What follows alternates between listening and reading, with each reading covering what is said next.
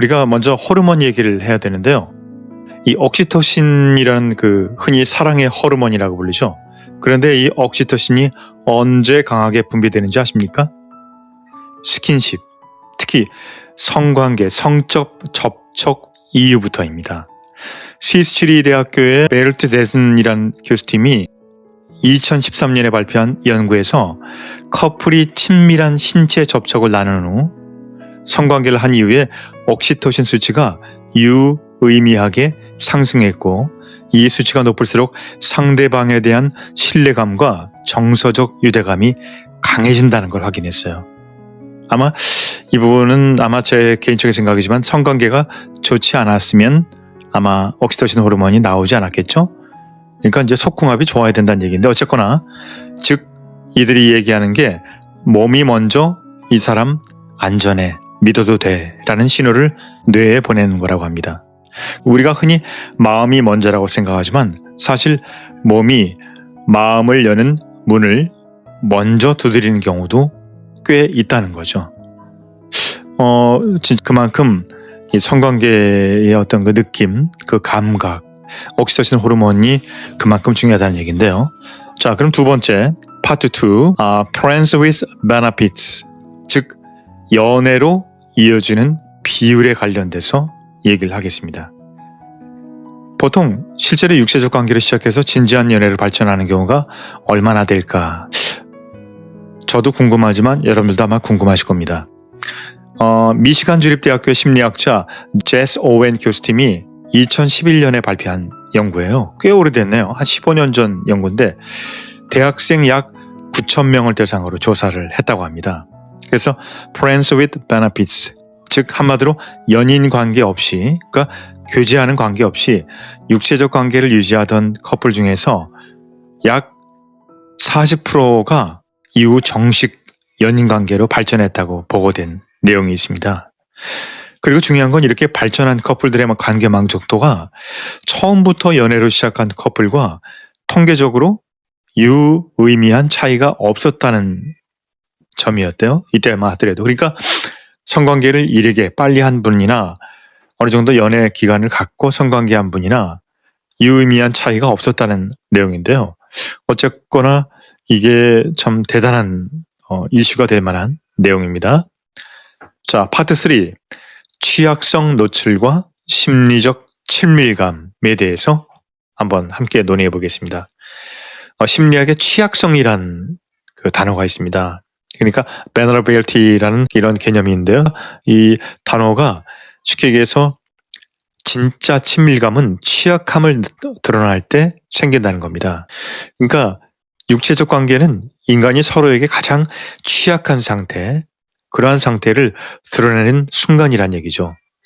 심리학적으로 보면 이 취약한 순간을 함께 경험한 두 사람 사이에는 방어막이 낮아지고 솔직한 감정 교류가 더 쉬워지는 현상이 나타나려고 합니다. 더 쉽게 얘기하면 서로의 민낯을 먼저 본 사이라서 오히려 가식 없이 관계를 쌓아갈 수 있다는 거죠.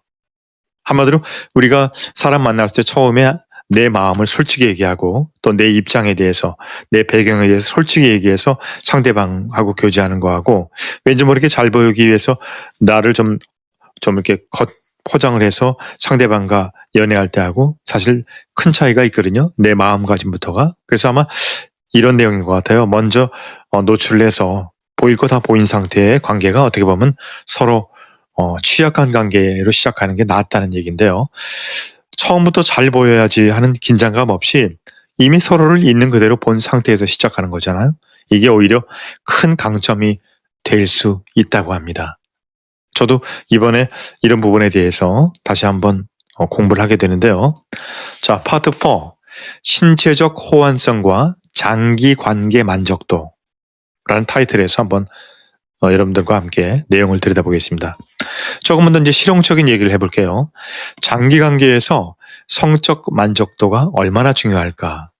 저도 크게 관심을 갖고 있고 제가 경험한 거를 통해서도 한번 견져볼 만한데요. Journal of Sex 연구 논문을 종합하면 장기 파트너 관계에서 성적 만족도는 전체 관계 만족도와 0.3, 0.5 상관관계를 갖는다고 합니다.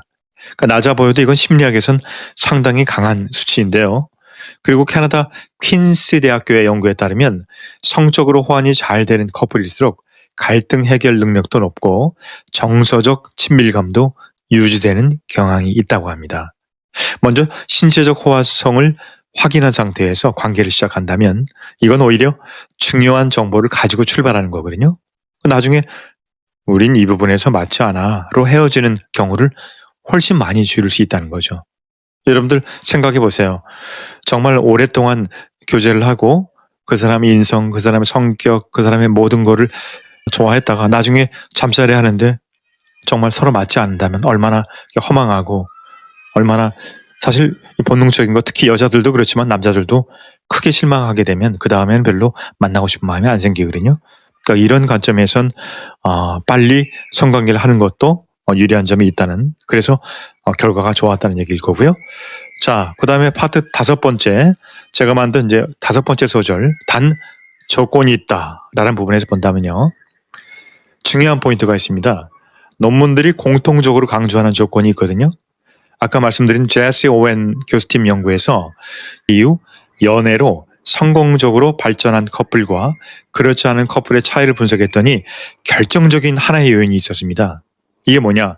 서로의 기대와 감정을 솔직하게 소통했는가였습니다. 한쪽은 연애를 원하고 다른 한쪽은 가볍게 생각하는 상태에서 관계가 지속되면 결국은 상처로 끝날 가능성이 높다는 거죠. 반대로 서로 나 사실 너한테 더 진지한 감정이 생기고 있다. 난 너에게 정말 중요한 그런 마음을 갖고 있다라고 솔직하게 말하는 순간 그게 바로 진짜 관계의 시작점이 된다는 얘기죠.